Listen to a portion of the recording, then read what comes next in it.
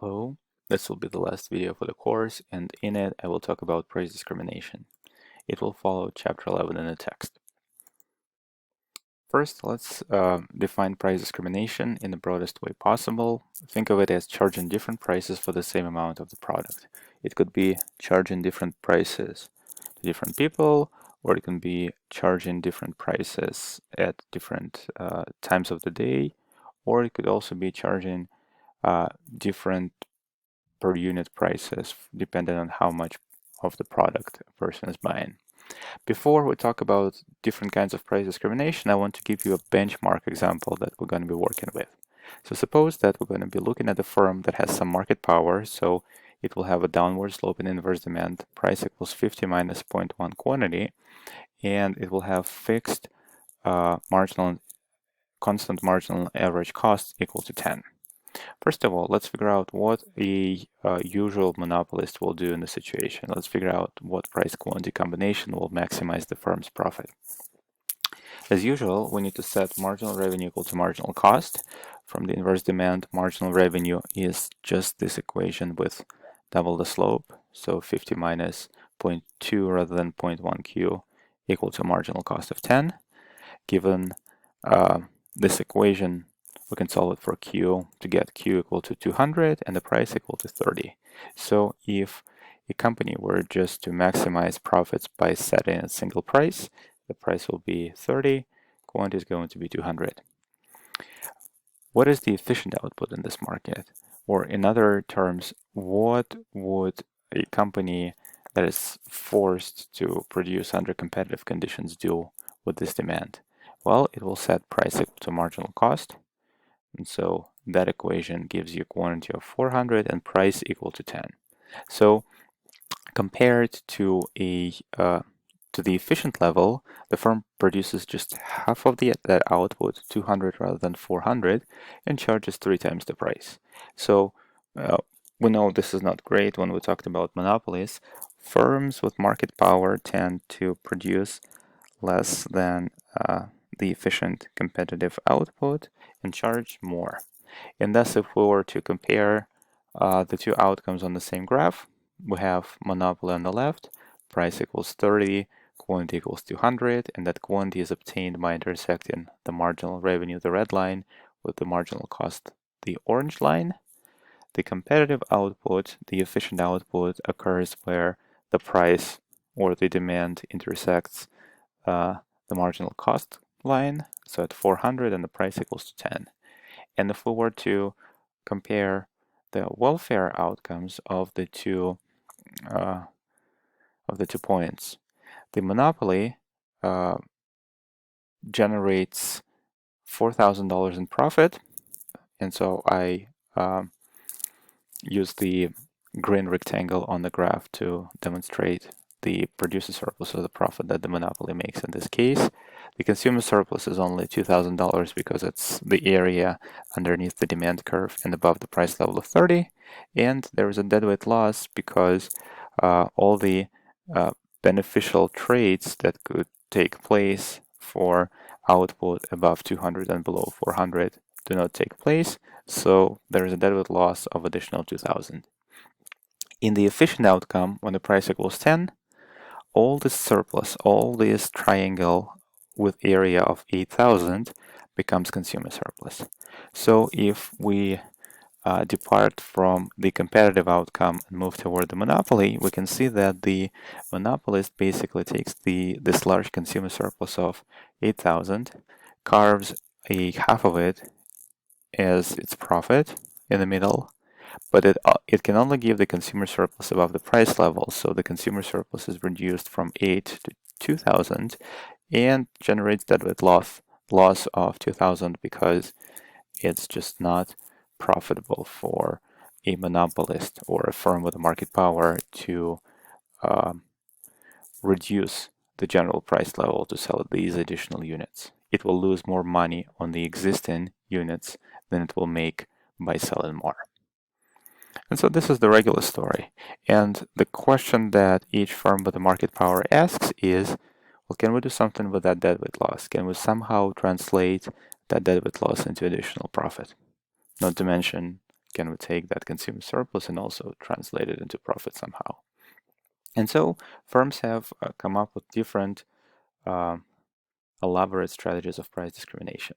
And the first type of price discrimination, it's also called first-degree price discrimination, is called perfect price discrimination or personalized pricing. The idea here is that the firm might want to charge every consumer their willingness to pay. And with the inverse demand of 50 minus 0.1, the output, I can give you the demand schedule. The price 50, the quantity is 0. When the price falls to 49, the quantity increases to 10. Every time the price falls by $1, the quantity increases by 10. So we can see that the consumer's willingness to pay is $49 for the first 10 units. So why not sell them these first 10 units at exactly 49? And then if we want to sell 10 more units, we have to reduce the price to 48. But if we're using personalized pricing, we can only reduce the price for the second set of 10 units. So these first 10 will sell at 49. These additional 10 will sell at 48. Another 10 we're going to sell at 47. So every time we're going to sell 10 more units, we're going to drop the price by 1, but only for the last 10 units, not for all units that we're selling so far. So basically, by looking at the demand, we can tell how many units we can sell at each price. And conversely, we can look into each consumer's willingness to pay and charge them according to their willingness to pay, because remember that the consumer surplus is the difference between what a consumer is willing to pay and what that consumer ends up paying. So if we know what the willingness to pay is, we can take all the consumer surplus away from the consumers and turn it into profit. And so if we look at the picture now, what used to be a blue consumer surplus triangle will now becomes a producer surplus. Basically look into every consumer's pocket, see how much money they have, and charge them exactly that price. And perfect price discrimination is an outcome that generates no deadweight loss, and that is convenient. So price varies. Every unit is charged a different price. The company still produces 400 units because it's still profitable to charge 11, 10.5, and $10 for the last units because it still generates some profits. The profit is what used to be the consumer surplus of 8,000. It now becomes profit. No consumer surplus, no deadweight loss. So it's also an efficient outcome. It's just in that outcome, there's no consumer surplus, and the firm absorbs all the surplus in this market. The ability to perfectly price discriminate relies on a lot of information about consumers, and so most firms are not able to collect that information. In addition, consumers, it's not that they're not willing to share that information with the firm. They would also want to pretend that their willingness to pay is not as high as it actually is if the firm were trying to collect that information. But also, if a company is able to perfectly price discriminate, that relies on the inability of consumers to resell the product. Because if somebody can buy a unit at $15 and somebody else has to pay $45 for it, then the person who pays $45 might want to buy it from the person who pays $15 for it, rather than trying to buy it from the firm at $45. So if a firm is trying to perfectly price discriminate, it needs to ensure that consumers can't resell products.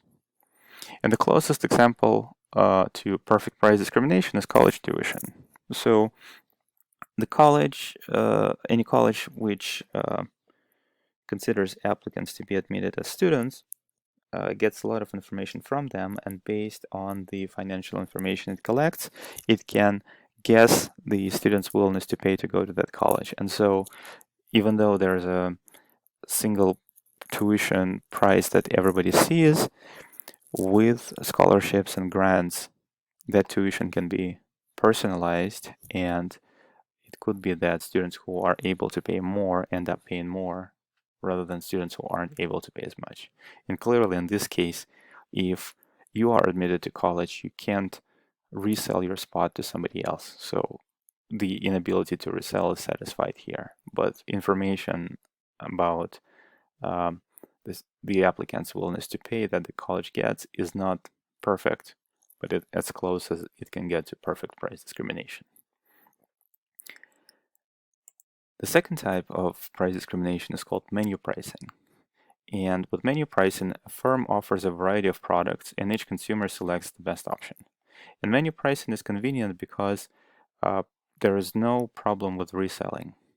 There is self-selection. You don't force consumers into a particular price. Everybody looks at the kinds of options that you offer and selects the option that works best for them. And so examples include things like airlines offering different types of tickets for the same flight. You're flying from Sioux Falls to Chicago, you can fly business class or you can fly economy. And there are just two different prices, and you select yourself which price and which quality ticket you're going to get. Or if you go to a coffee shop and you want to buy a coffee, you usually get different prices for different per ounce prices for coffee depending on how much coffee you're buying. So it's known as volume discount, but it's also menu pricing. Similarly, think about hardcover versus paperback books. Same text, just in a different setting. Also kind of menu pricing. And clearly with menu pricing, a firm that does it cleverly is able to increase its profits relative to the benchmark single price case. But I'm not going to show you any examples for that because it's somewhat complicated to figure things out. The thing that I can show you though is called group pricing, and you're familiar with that as well. With group pricing, a company divides the market into groups and charges each group a different price. So you can think about things like buying North American textbooks versus international copies of textbooks, or getting student or elderly discounts when you go to a museum or a movie. Clearly, there is a segmentation of otherwise uniform market, and with that segmentation, you're able to charge different categories, different prices. So it's close to perfect price discrimination, but rather than every single person getting their personalized price, people are grouped and each category gets their own price. And so type 3 price discrimination also relies on consumers' inability to resell. So when you're buying an international textbook while you're in the United States, you're violating this inability to resell condition that textbook companies rely on when they're making their group pricing decisions. Let's see how group pricing works. So for group pricing, I'm going to say that in addition to the first market, there's going to be a second separate market with a slightly lower demand. You can see that in the first market, the price is the maximum price that the consumers are willing to pay is 50, whereas in the second market, the maximum price that the consumers are willing to pay is 20. And so what are the options in the single price scenario? If the firm is forced to charge a single prices in both markets, think about the first market, the market for textbooks in the US, and the second market is the market for textbooks in, say, South Asia. If a company is forced to charge a single price in both markets, it has two options. It can either charge a price above 20 and ignore market 2 completely and only sell in market 1. And we know what that price is. That price is 30, and the company is going to be making a profit of $4,000, completely ignoring market 2. Or it can charge a price below $20, but it will be forced to sell below $20 in the first market as well. And let's see what that price should be. The profit is going to be price minus 10, that's price minus the average cost, times the number of textbooks it is able to sell in both markets. And so if we turn the inverse demand into actual demand, we can see that the total demand for price under 20 is 1300 minus 50 times the price. And so this expression, price minus average cost times the sum of the outputs, is maximized at price equal to 18. And check my calculations, by the way. But the profit that the company is able to make is only 3,200. So if it's forced to charge a single price, it's facing two options: either price 30 only in the US market, or price 18 both in the US and the Asian market, with a profit of less than it would have made by selling to the US only. So in this case, the best thing for the company to do, only sell in the first market, completely ignore the second market, and thus completely ignore any possible gains to trade in the second market. This is not a great outcome, but this is the best that the firm can do with the single price. If the firm, on the other hand, were able to charge a separate price in each market, then we know the answer for the first market. It's going to still charge 30 and make $4,000 in market 1. And for the second market, it's going to take the inverse demand, turn it into marginal revenue, set it to marginal cost equal to 10, and figure out that it can charge $15 in market 2 and make additional $1,000. So group pricing is really great for a firm with a market power. By charging every market a separate price, it's able to increase its profit. With a single price, the best profit it can make is 4,000. With group pricing, it's able to increase its profit to 5,000. But it's not just that. In this scenario, group pricing benefits not just the firm, but it also benefits the consumers. The consumers in the first market aren't affected by group pricing because in both cases they're facing the price of 30, but the consumers in the second market benefit because some of them are able to actually pay the price of 15 and get the product in market 2, which they weren't able to do under the single price case. So in some situations, group pricing can benefit not just the firm, but also the consumers, so it's mutually beneficial. And these cases are when, under group pricing, a part of the deadweight loss is turned into consumer and producer surplus. Thank you.